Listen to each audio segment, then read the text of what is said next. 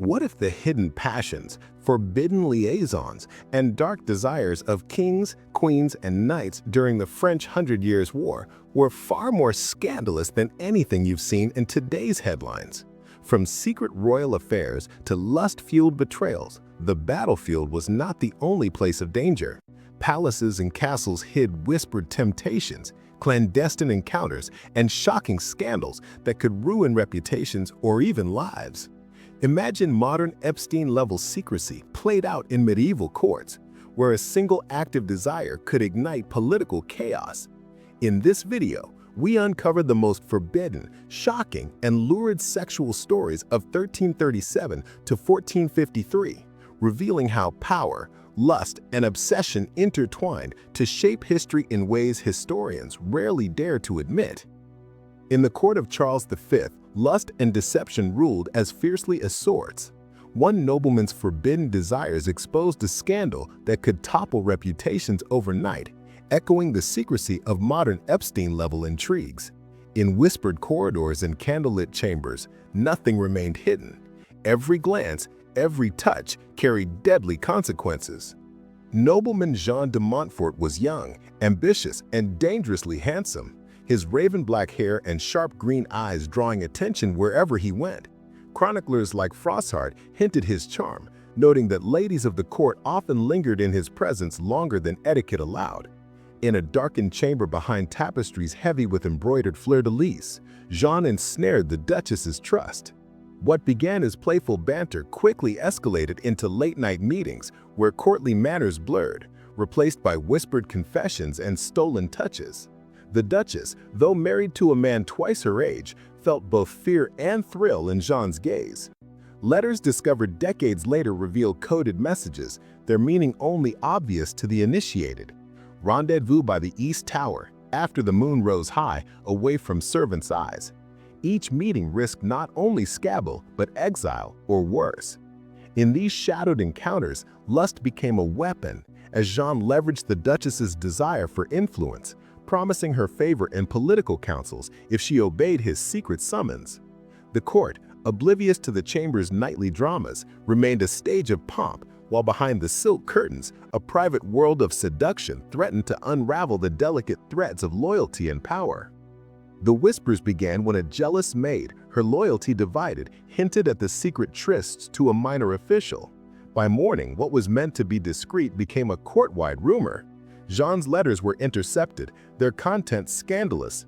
Intimate admissions, plans of private escapades, and subtle threats veiled as affection. Historians reference the Parliament records of 1384, noting the investigation into Jean's improper communications with noblewomen. The Duchess, torn between fear and desire, faced impossible choices: deny the affair and risk Jean's wrath, or confess and face public humiliation. Each word she spoke to advisors could be twisted, each glance scrutinized. Jean, cunning as he was attractive, manipulated the narrative with the precision of a general, instructing the Duchess on what to say and what to leave unsaid. The tension escalated. A single slip, a single overheard conversation could ignite scandal powerful enough to stain the monarchy's dignity. In this perilous game of desire and betrayal, Jean's charisma masked a dangerous ambition. Passion and politics intertwined so completely that neither could survive alone, and the court became a battlefield of secret conquests, jealous rivals, and whispered threats. The climax came during a lavish banquet celebrating a treaty with Burgundy. Candlelight glimmered on golden goblets, and minstrels played lively tunes as nobles feigned joviality. Jean, sensing opportunity, attempted to meet the Duchess behind the embroidered curtains again, but fate intervened. A young page tripped and revealed their hiding spot. Gasps swept through the hall like wildfire. Froissart recounts the chaos.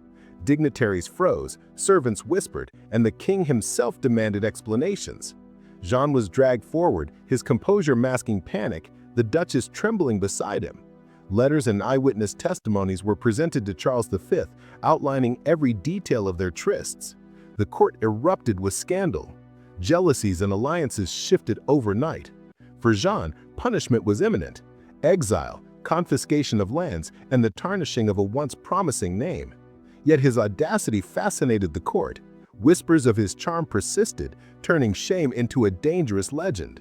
Every observer speculated. Could desire justify betrayal? Were the Duchess's actions the sin of ambition or of love? This public unmasking transformed a private affair into a political spectacle, revealing how lust, when combined with cunning, could challenge social hierarchies and disrupt centuries-old alliances, leaving the court itself questioning loyalty, morality, and the cost of indulgence. The scandal ignited debates on power, consent, and the responsibilities of the privileged. Letters archived decades later revealed that the Queen sought systemic reforms in the household, attempting to prevent future abuses.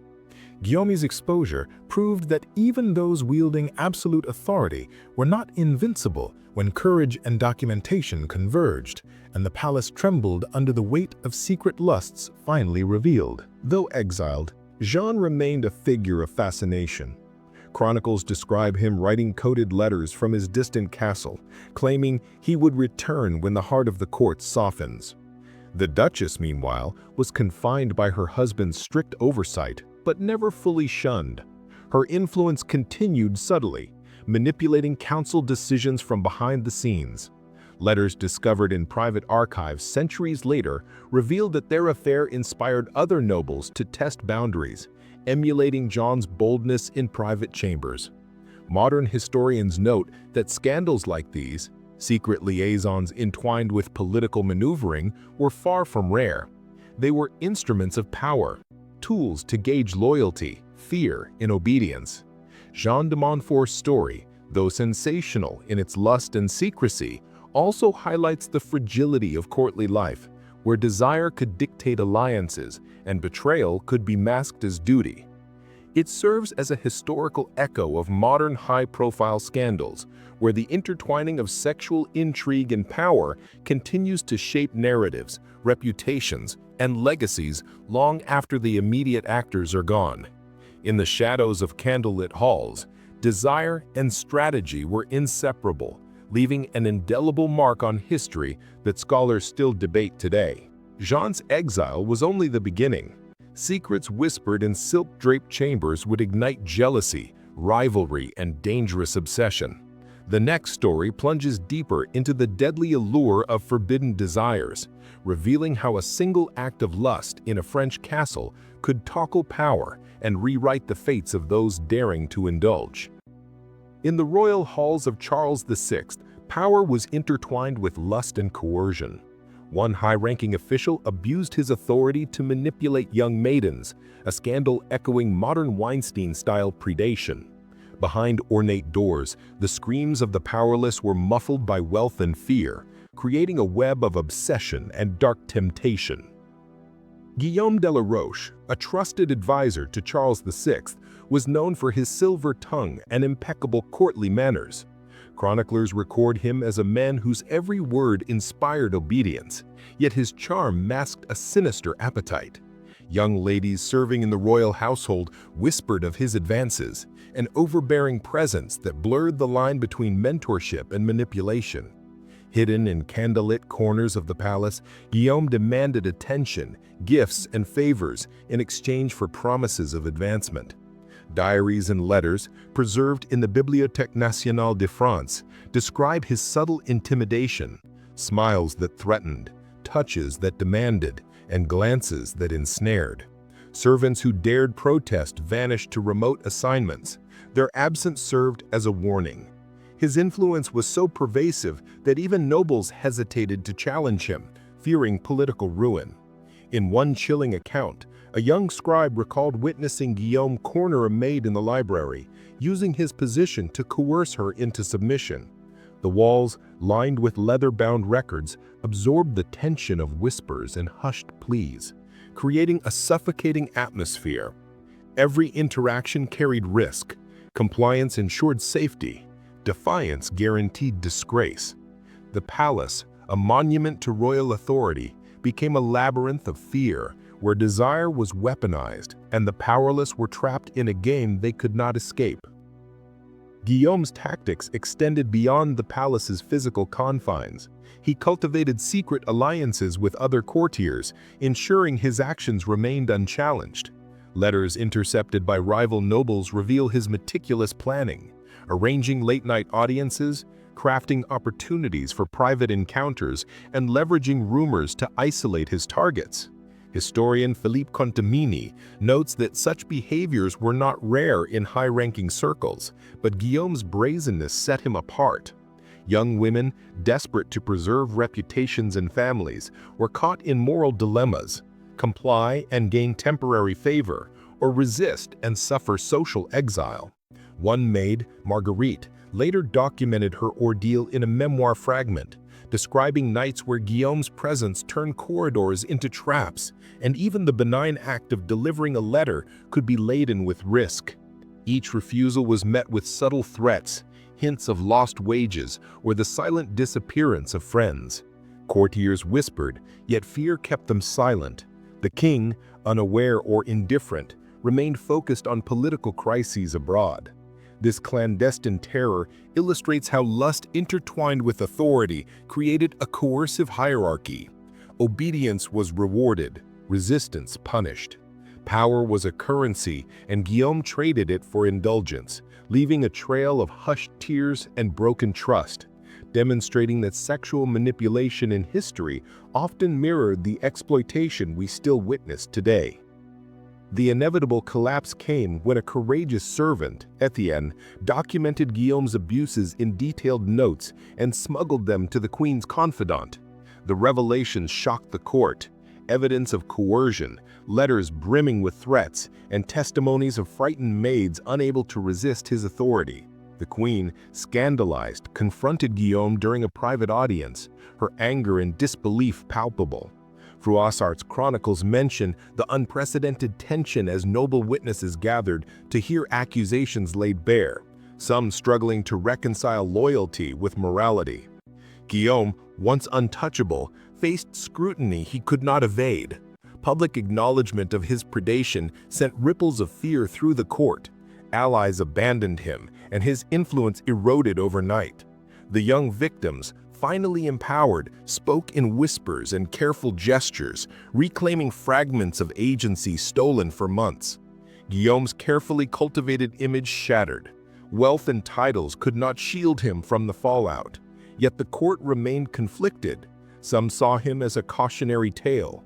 Others romanticized his cunning, demonstrating the blurred morality in royal intrigues.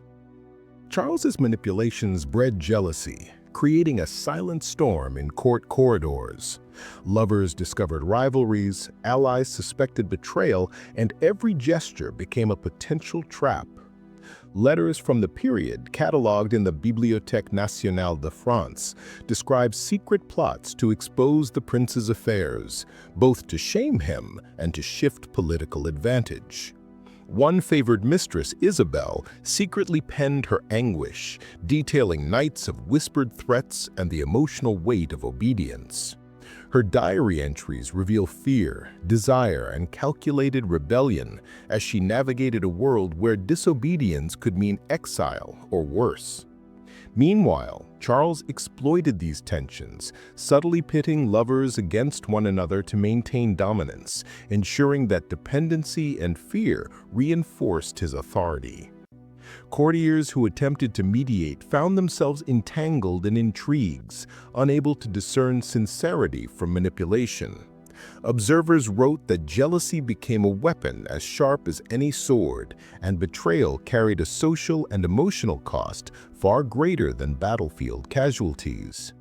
Through seduction, secrecy, and cunning, Charles maintained control over both hearts and reputations, illustrating how obsession could destabilize even the most prestigious environment, transforming courts into battlefields where emotions were as deadly as any siege or skirmish. The prince's tangled affairs began to surface when a disillusioned page leaked details to rival nobles. The revelations, smuggled through coded correspondence, disclosed secret rendezvous, manipulative threats, and patterns of coercion. Royal council members were forced to confront evidence that a prince had weaponized affection to consolidate power. Chroniclers like Jean de Wavrin noted the shockwaves through the court, Gossip spread rapidly, alliances fractured, and previously loyal allies reconsidered their positions. Isabel, emboldened by documentation, publicly accused the prince of coercion and emotional exploitation. The court faced an impossible dilemma: protect the prestige of the royal family or uphold justice for victims. Letters preserved in the archives recount whispered debates, private interrogations, and tense confrontations where charm could no longer mask misconduct. Charles attempted damage control using diplomacy, gifts, and feigned remorse, yet the revelations had ignited curiosity and outrage. Every revelation became a political weapon, and the prince's previously untouchable status eroded under scrutiny. Courtiers who had once admired his charm now debated his morality, and those coerced into loyalty found themselves cautiously reclaiming agency. The exposure demonstrated that even in environments saturated with hierarchy, privilege, and decorum, systemic abuse could be challenged, and the power of documentation and collective testimony could disrupt calculated control. Audiences with young women required multiple witnesses, and patrons faced greater scrutiny. Historical records from the 15th century indicate that some victims found modest compensation or reassignment, yet few regained full dignity. Guillaume was exiled to a provincial estate, his power diminished, forced to navigate the world without the protective shadow of the king. Despite the official punishment, rumors of his cunning persisted, whispered among future generations of courtiers as both warning and legend. Modern historians like Natalie Zeman Davis highlight how such scandals expose the persistent intersection of authority and desire. Exploitation thrives where oversight is minimal, yet exposure can create lasting institutional change.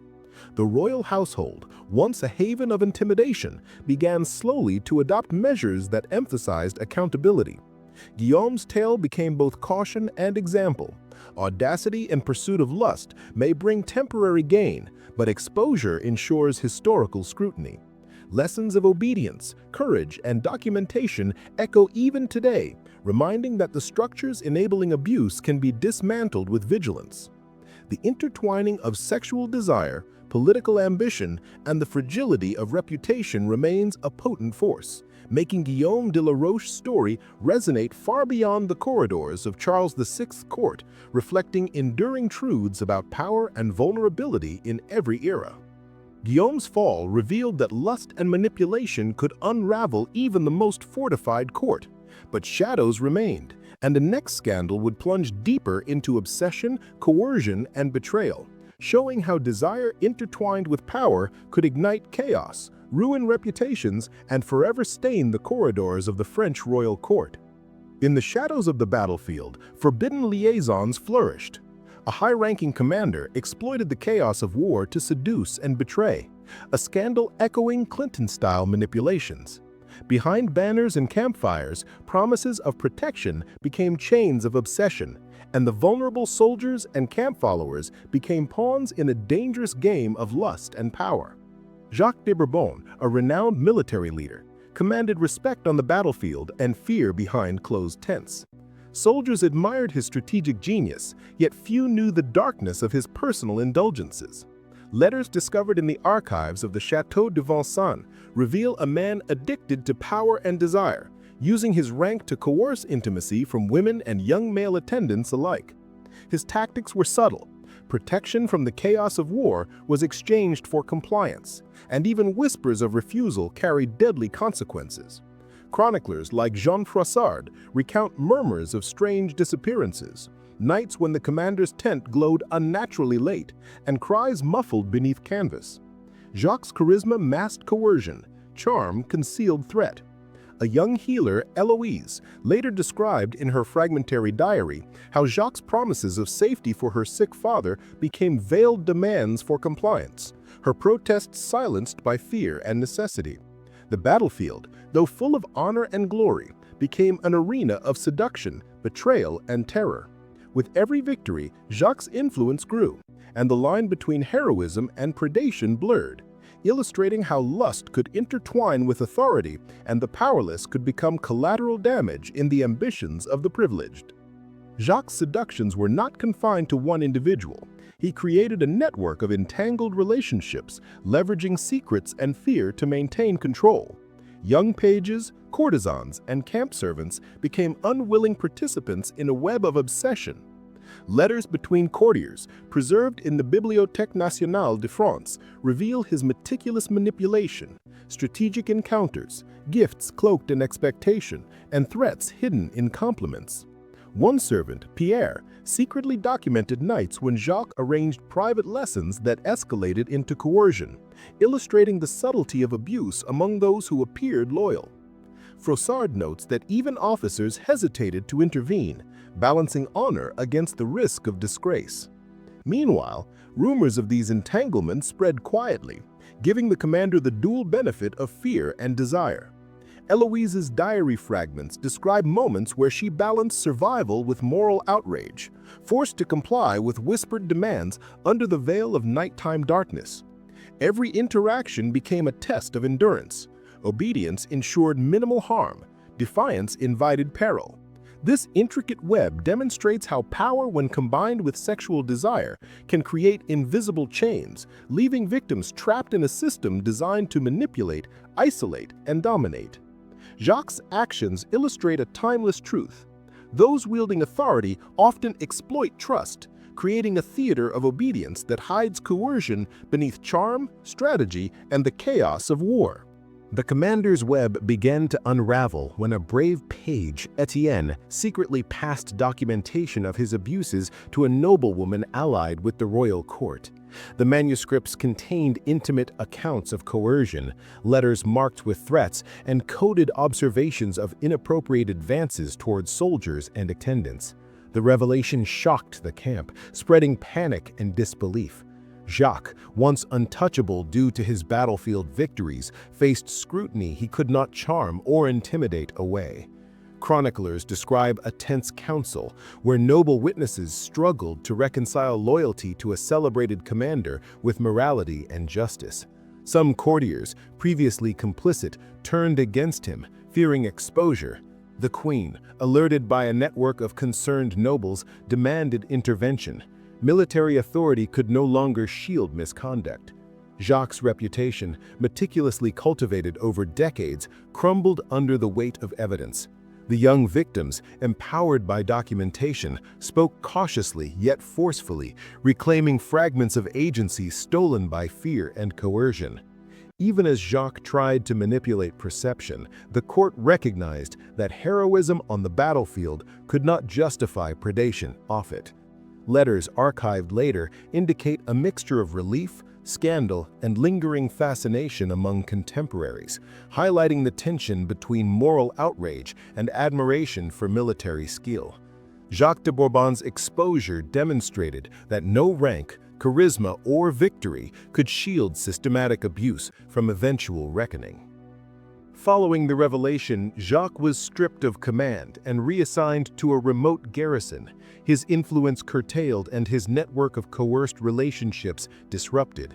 Historical records note the cautious implementation of new protocols in camp life, accountability measures, multiple witnesses for private interactions, and reporting mechanisms for harassment.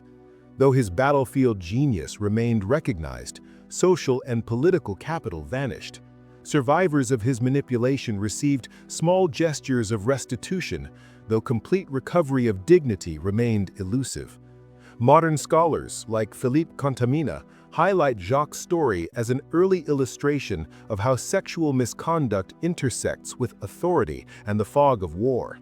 Coercion thrives where oversight is minimal, yet exposure can prompt structural changes. The commander's downfall became a cautionary tale in noble circles, emphasizing vigilance and the importance of documentation. Tales of his cunning persisted, whispered in later generations as a mixture of fear and fascination. The intertwining of lust and ambition and authority left a permanent mark on the cultural memory of the 100 Years' War, illustrating the human cost hidden beneath historical battles. Jacques de Bourbon's story reminds us that charisma and strategic skill do not excuse exploitation. and that the powerless, when courageous, can challenge even the most imposing figures. Desire, manipulation, and morality collided, leaving lessons that resonate across centuries, from medieval tents to modern scandals in positions of power. Jacques' downfall proved that lust and authority are a dangerous combination, and courage paired with documentation can dismantle even the most untouchable figures. Yet the shadows of desire lingered across battlefields, and the next story would reveal betrayal, obsession, and scandal reaching far beyond tents into the halls of kings themselves. In royal courts where crowns glinted and whispers ruled, obsession thrived. A nobleman's secret liaisons mirrored Tiger Woods-style scandals, with betrayal hiding behind velvet gowns. Power, desire, and jealousy collided, turning alliances into traps.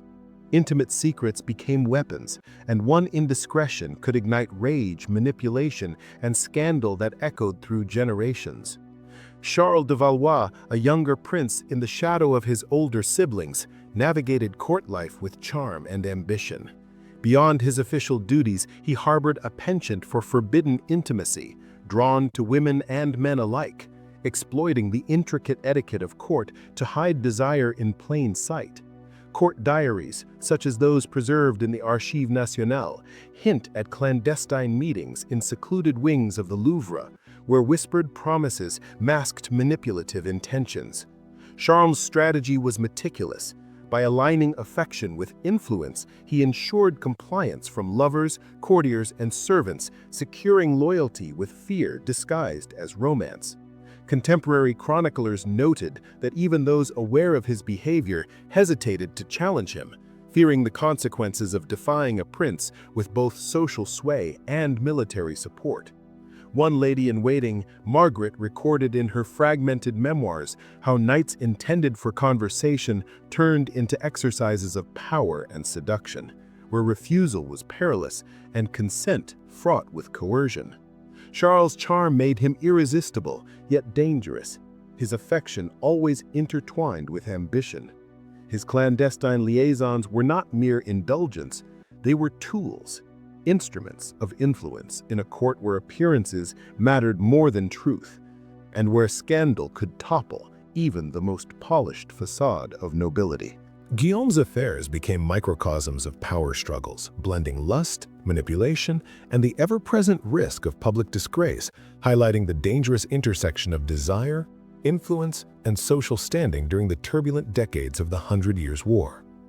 Guillaume's network of secret lovers grew increasingly precarious, with jealous rivals and suspicious courtiers observing his every move. One evening, during a lavish feast at Château de Vincennes, a former lover leaked letters to the Queen's advisor, detailing clandestine rendezvous and coercive encounters. The Journal du Siècle references the shock waves that ensued as the court struggled to reconcile admiration for a military hero with outrage over his private misconduct. Women previously silenced by fear found courage to speak indirectly, offering testimonies that transformed whispers into documented scandal. Guillaume attempted damage control, issuing public gestures of loyalty to families, lavish gifts, and pledges of honor, yet the narrative was no longer under his control. Rival knights capitalized on the exposure, gaining political and social advantage, while Guillaume faced the delicate task of maintaining battlefield credibility. His personal reputation waned even as his military achievements remained celebrated. Chroniclers emphasized that no armor, however splendid, could protect against the consequences of desire wielded recklessly. Letters, diaries, and accounts describe the delicate balance between seduction and coercion, between passion and power, demonstrating how one man's indulgence could ripple across courts, influence alliances, and destabilize social hierarchies. Guillaume's legacy became a cautionary tale. Lust and manipulation, unchecked, can undermine even the most celebrated reputations, leaving scandal and humiliation in their wake. Despite the scandal, Charles retained influence, but his reputation was forever tarnished. Historical analyses highlight the lasting impact of his indiscretions on French court culture. Chronicles suggest reforms, stricter oversight of private chambers, clearer boundaries for courtly interactions, and increased documentation to prevent manipulation. Survivors of his seduction regained partial autonomy, yet the social cost remained significant, shaping alliances and marriages for years. Modern scholars such as George Minowa observe that Charles's story mirrors contemporary scandals, the tension between private desire and public duty, the exploitation of trust, and the eventual exposure of predatory behavior. His legacy illustrates that obsession, when coupled with rank and charisma, can destabilize even the most controlled environments, leaving lasting consequences. The scandal became a cautionary tale whispered among nobles, teaching lessons about ambition, jealousy, and desire. Future historians would note that courtly intrigue was never merely about politics. It intertwined with personal appetites, obsession, and control, demonstrating how power, lust, and secrecy could collide catastrophically. Charles de Valois' story offers enduring insight into the dangerous intersection of intimacy and authority, a timeless reflection of human weakness, ambition, and the cost of indulgence, where even princes are not immune to exposure or the consequences of scandal. Charles's courtly obsessions revealed how desire, power, and jealousy intertwined, leaving scandal and betrayal in their wake. Yet beyond gilded chambers, ambition and lust festered elsewhere, and the next story would expose coercion, manipulation, and the dark consequences of obsession, stretching from battlefield tents to royal intrigue, shocking even the most experienced chroniclers. Even behind stone walls and castle halls, lust and deception thrived. A knight's forbidden conquests mirrored Tiger Woods-style betrayals, blending raw desire with power struggles. Courtiers whispered, alliances trembled, and private indulgences risked public ruin. One reckless affair would ignite fury, scandal, and humiliation that no armor could shield from exposure. Sir Guillaume de Bourbon, a celebrated knight of the French army, wielded both sword and charm with equal mastery. Chronicles, such as those found in the Chroniques de Jean-François, recount his battlefield heroics, yet his private life revealed a darker, more reckless side.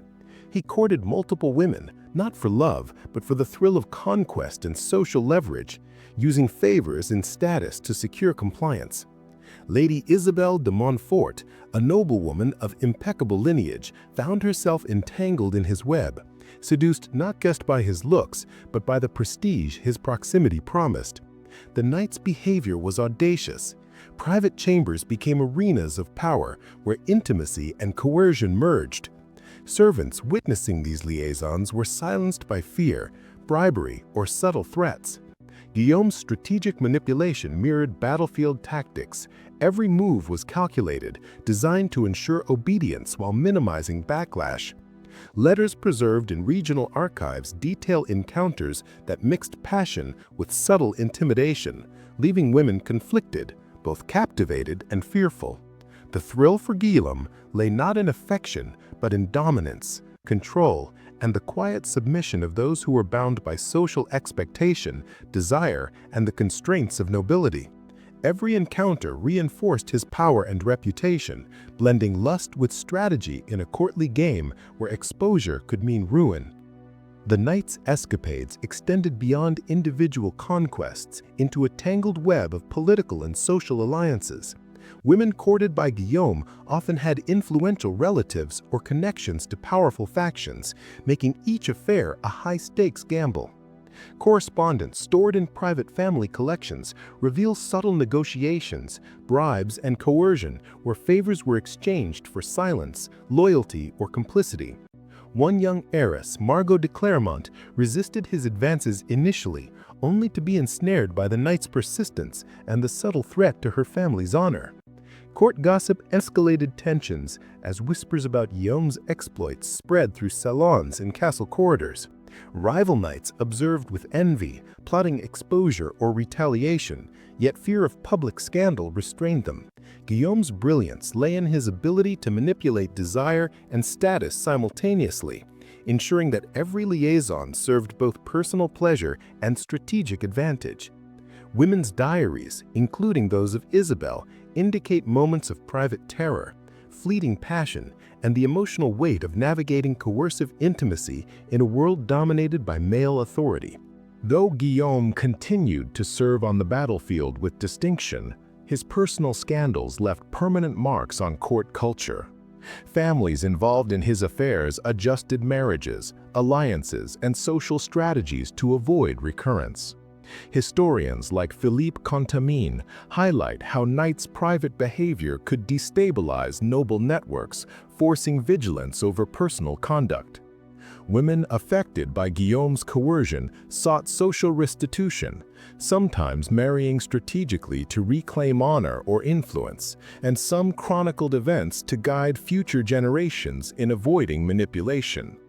The exposure reshaped perceptions of male authority and desire, demonstrating that unchecked ambition, lust, and coercion had long-lasting social repercussions. Guillaume's story mirrors modern tales of high-profile scandals, highlighting recurring patterns: power leveraged for personal gratification, secrecy maintained through fear, and eventual reckoning through exposure.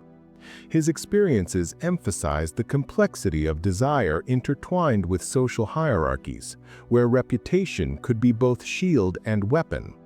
By examining letters, court records, and diaries, historians trace a culture of intrigue, consent, and coercion, revealing how personal indulgence could ripple into public consequence.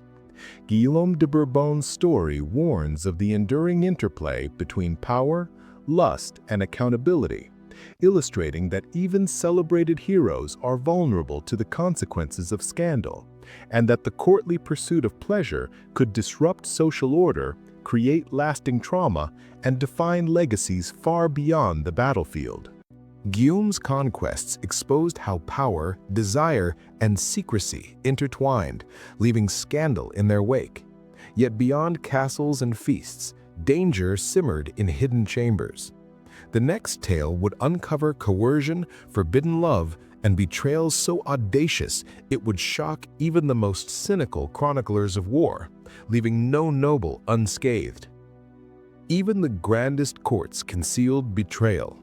In a Tiger Woods-style whirlwind of lust and obsession, knights and ladies engaged in secret rendezvous that threatened reputations and alliances. Desire collided with power, producing scandalous stories that would reach every stone hall and whispered corridor, leaving nobles trapped in webs of secrecy, fear, and lust. In the fortress of Château de Chinon, a forbidden affair unfolded between Sir Henry de Valois, a renowned French knight, and Lady Marguerite d'Anjou, a married noblewoman of delicate reputation. The Chroniques de Jean Froissart hint at the audacity of their encounters. Secret corridors, moonlit gardens, and private chambers became stages for desire cloaked in secrecy. Henry's reputation as a formidable warrior only heightened the tension, as courtiers gossiped in hushed tones, sensing scandal but unsure of its extent. Marguerite's initial hesitation gave way to clandestine passion, driven by loneliness and the allure of power in Henry's presence. Their interactions were layered with seduction, coercion, and strategy. Every glance, every whispered word reinforced the delicate balance of danger and temptation. Servants, sworn to secrecy or bribed into silence, observed moments of vulnerability and tension, documenting minor details that could later serve as evidence of impropriety. Letters preserved in regional archives describe encounters that combined romance, manipulation, and power, revealing a culture where desire could intersect dangerously with politics. Henry's fascination was not merely physical. It was a calculated exertion of control over a woman whose social position and beauty made her both prize and pawn. Each meeting risked exposure, scandal, and the erosion of both their reputations, highlighting the perilous interplay of lust and power in French noble society. Henry's affair extended beyond personal indulgence into strategic manipulation. Marguerite's position in the court made her a valuable conduit for influence. Historians like Philippe Contamine note that noble affairs often served dual purposes: personal pleasure and political leverage. Henry subtly used his growing intimacy with Marguerite to sway opinions, gather intelligence, and manipulate alliances in his favor. Her letters, hidden in ornate tapestries and secret compartments, reveal her inner conflict, affection entangled with fear of disgrace. Courtiers aware of the liaison oscillated between envy, moral outrage, and opportunism, some seeking to expose the affair, others waiting to exploit it for personal gain. The knight's strategy mirrored battlefield tactics, every move designed to strengthen his position while minimizing risk. Marguerite's influence allowed Henry access to information and resources unavailable to rivals, making seduction both a weapon and a shield. Yet the emotional toll was immense. Diaries from female attendants describe her sleepless nights, constant anxiety, and fleeting moments of passion tinged with fear. Henry's approach blurred the line between desire and coercion, demonstrating how intimacy could be weaponized in a society where power and reputation were inseparable. The affair became a microcosm of courtly manipulation, intertwining lust, ambition, and secrecy into a delicate, dangerous balance that could shatter at the slightest misstep. As the affair progressed, whispers began to circulate. Servants, jealous rivals, and envious courtiers noticed stolen glances, secret passages, and unexplained absences.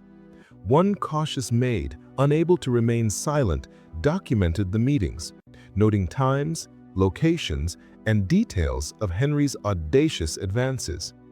This journal found its way into the hands of a rival faction, seeking to undermine Henry's growing influence. According to the Chroniques de Saint-Denis, the court buzzed with speculation. Every smile, every secret meeting became fodder for gossip. Henry attempted subtle diversion, gifting lavish jewelry and hosting grand feasts to distract attention, but the tide of rumor proved relentless. Marguerite, torn between desire and duty, feared not only personal humiliation, but the political consequences that could follow. Letters she penned express anxiety, fleeting exhilaration, and the dangerous thrill of defying social norms. Rival knights and ladies monitored Henry's movements, interpreting his dominance over Marguerite as both audacity and threat. The exposure became a chessboard of subtle power plays, where loyalty, envy, and ambition dictated actions. Henry's reputation, once unassailable, faced scrutiny not on the battlefield, but within the intimate spaces of courtly intrigue. Desire, when interwoven with status, could escalate into scandal, with reputations hanging by threads of secrecy, fear, and whispered accusations. The danger intensified. One misstep could ignite fury, betrayal, and humiliation, ensuring the affair's consequences would be felt long after passion subsided. The repercussions of Henry and Marguerite's liaison reverberated across courtly society. Families tightened surveillance over daughters. Husbands scrutinized every interaction, and noble alliances shifted subtly in response to fear and scandal. Historians like Froissart and Contamine highlight how such affairs destabilized not just personal reputations, but entire networks of influence. Henry retained military prestige, yet his personal indulgences left him vulnerable to political rivals, while Marguerite's social standing teetered between admiration for her courage and condemnation for impropriety. Chronicle reactions described whispered threats, strategic marriages, and calculated public appearances designed to restore honor. The affair's legacy extended beyond immediate consequences. Future generations referenced the scandal as an example of the peril of mixing desire with strategy. Henry's story mirrors modern celebrity scandals, where desire, secrecy, and power intersect, demonstrating timeless patterns of manipulation and exposure. Letters, diaries, and court records revealed the intense psychological toll on both parties: anxiety, fleeting joy, and the constant threat of disgrace. The episode serves as a cautionary tale, Even the most powerful can be undone by passion when secrecy fails. Desire intertwined with authority always carries the risk of public exposure, scandal, and long-lasting consequences. Henry's audacity became legendary, not for valor alone, but for the dangerous interplay of lust, manipulation, and courtly intrigue that defined the era. In the opulent court of Charles VII, King of France, Sir Louis de Bourbon embarked on a scandalous liaison with Queen Marie of Anjou. According to court chronicles preserved in the Bibliothèque Nationale de France, their encounters were audacious, involving secret chambers, candlelit corridors, and carefully timed public appearances to avoid suspicion. Louis, a charismatic knight, known for both martial skill and strategic cunning, exploited the queen's loneliness and political anxieties. Marie, navigating a treacherous landscape of court intrigue, initially resisted, but soon found herself drawn to Louis's boldness. Their affair blurred the lines between genuine affection, manipulation, and mutual advantage. Courtiers whispered about fleeting touches during formal audiences, stolen glances across banquet halls, and late-night rendezvous under the guise of council sessions. Servants became unwilling witnesses, noting patterns and passages that could later threaten reputations. Louis's influence over Marie allowed subtle interventions in political decisions, creating an intoxicating mix of lust and power. Their passion was electric, dangerous, and meticulously orchestrated, demonstrating how intimate acts could ripple into the larger political landscape of the French monarchy. This secret union became a ticking bomb, ready to explode in a court already fraught with suspicion, jealousy, and ambition. The Queen's Chamber, meant for private counsel, became a stage for both desire and betrayal. Louis's mastery of courtly manipulation turned intimate moments into tools of influence. Marie, aware of the delicate balance between pleasure and political survival, struggled with both excitement and fear.